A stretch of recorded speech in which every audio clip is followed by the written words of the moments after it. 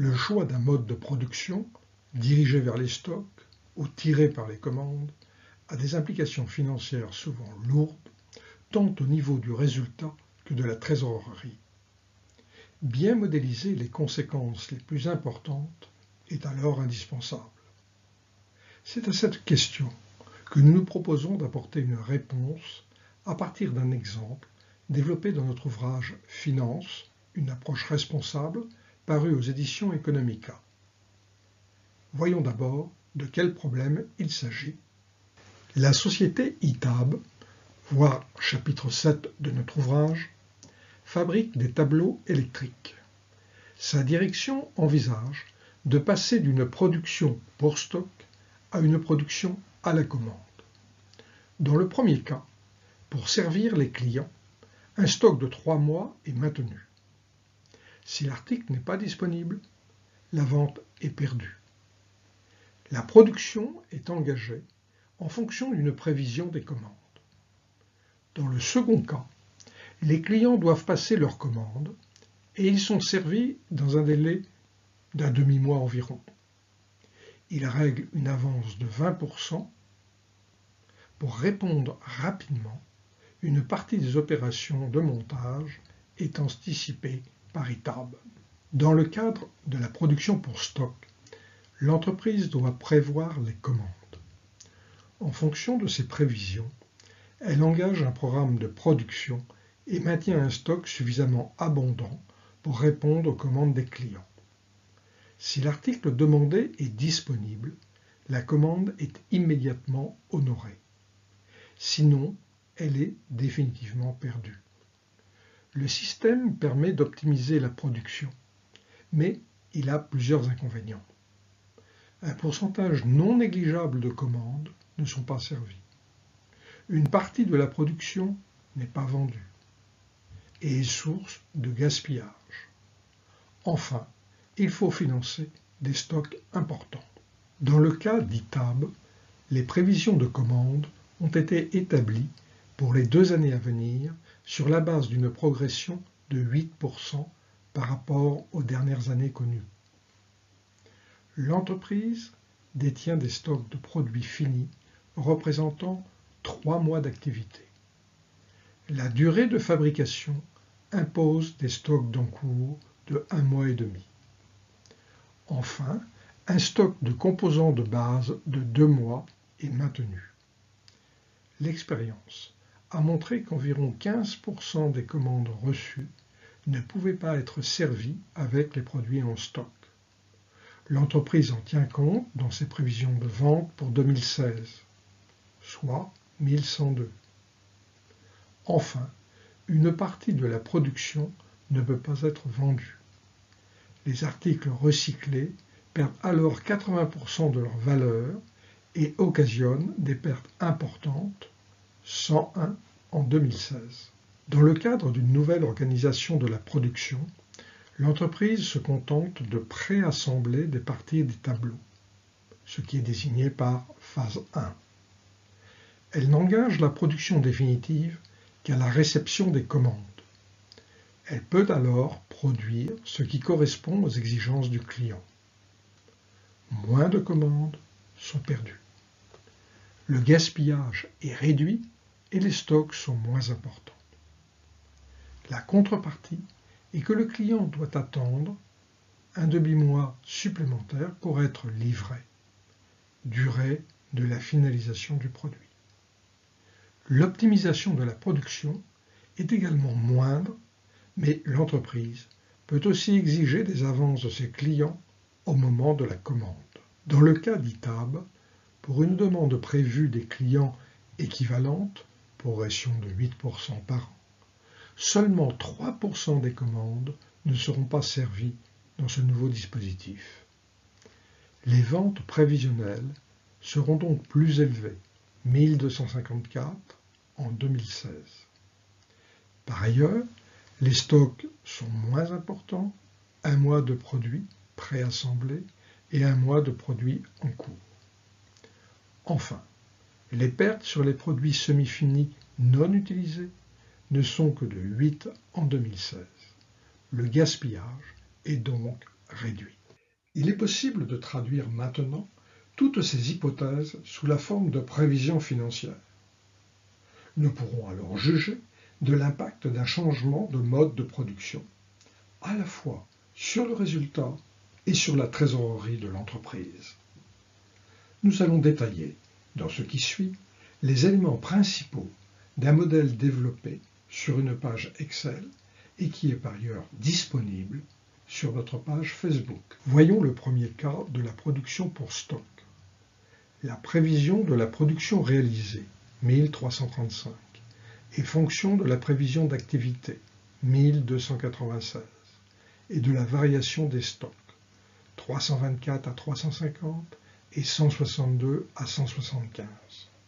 Ces derniers sont estimés à partir de l'activité attendue en 2017, 1400, et des durées retenues, 3 et 1 mois et demi respectivement. Les coûts d'assemblage et la consommation de composants sont proportionnels à la production réalisée, soit 1335. Le stock de composants, 89, représente 2 mois de consommation.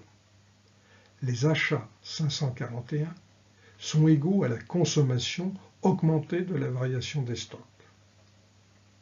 Enfin, les dépenses définitivement engagées sont égales aux coûts 334 et 534 multipliés par 1 moins le taux de vente perdu 15%, lui-même multiplié par le coefficient de récupération 20%. L'exercice de la prévision continue avec l'estimation des commandes satisfaites. 1102 est le produit des commandes reçues, 1296, et de 1-15% le taux attendu de commandes non servies.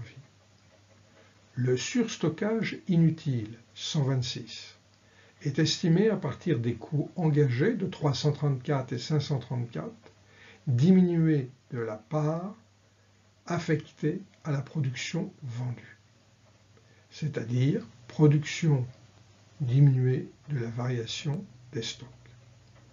Le coût des ventes, 717, est égal aux ventes, 1102, multiplié par les pourcentages de coûts. La perte sur stock inutile, 101, est fonction de ces stocks, 126, et du taux de récupération, 20%.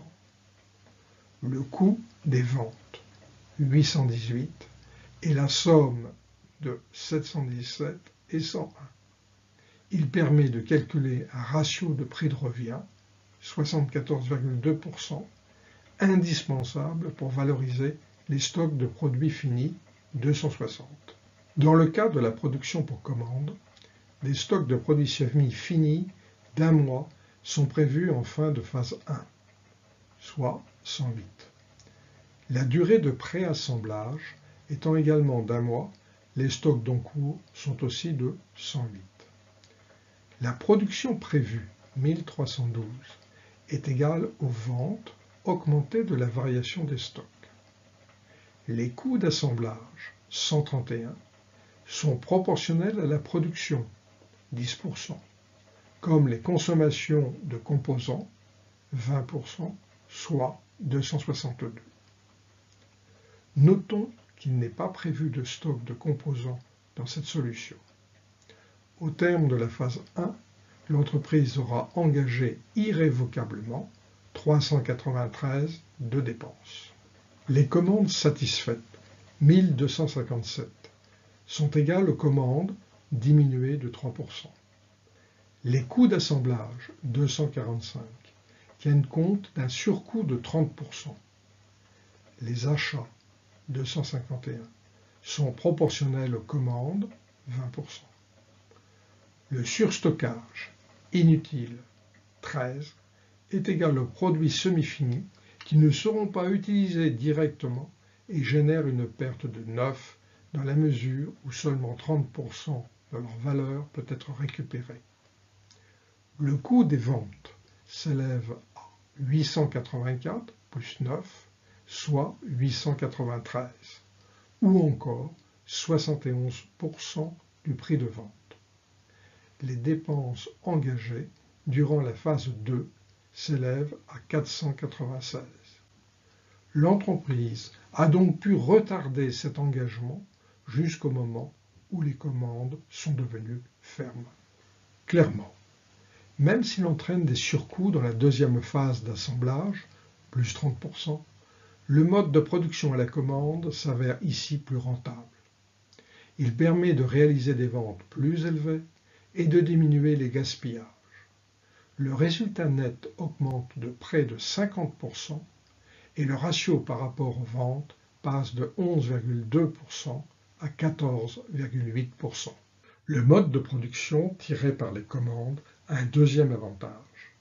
Il permet de réduire très sensiblement les stocks, 96 au lieu de 479.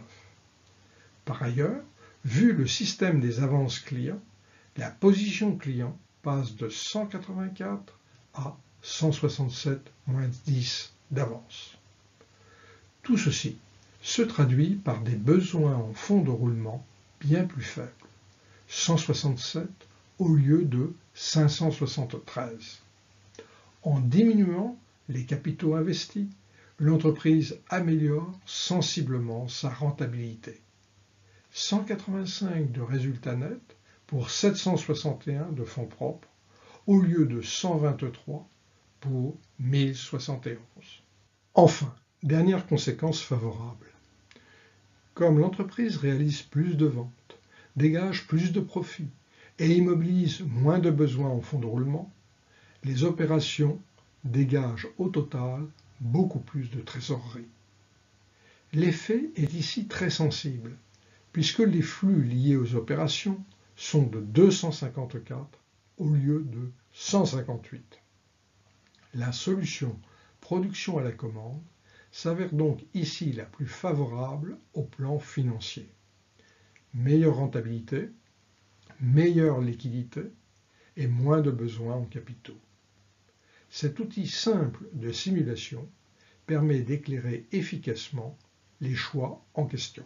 Pour approfondir cette question, et plus généralement pour traiter de l'intérêt des techniques de modélisation financière, nous vous invitons à vous reporter au chapitre 7 de notre ouvrage « Finance, une approche responsable » paru aux éditions Economica, ou encore à consulter notre page Facebook.